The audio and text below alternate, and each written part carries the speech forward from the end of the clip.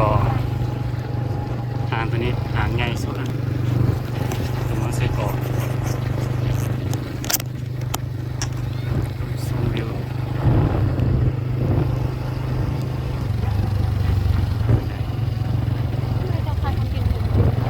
ยิงเปิดอยู่สรุยกินเดี๋ยวก่อนกินได้สิ้นก่อนเอาไว้แล้วเมื่อยเบื่อสิ้นไปกินได้ทุกภาพกินทุกภาพ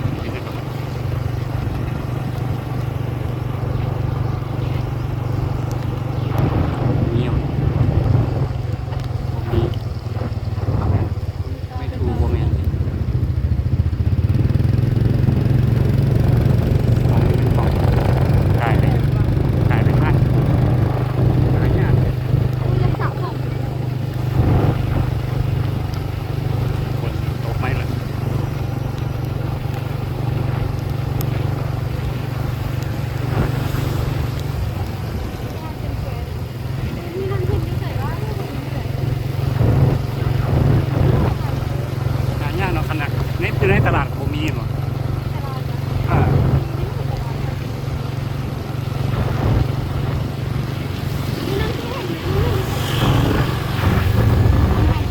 มีฮันซินดา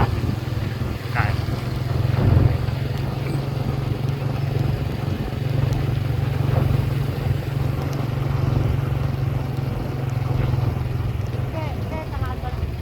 มีบ่ล่ะตลาด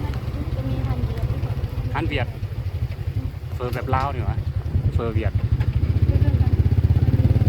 นี่ได้อยู่ในคือมีบ่จังว่ามีหวะ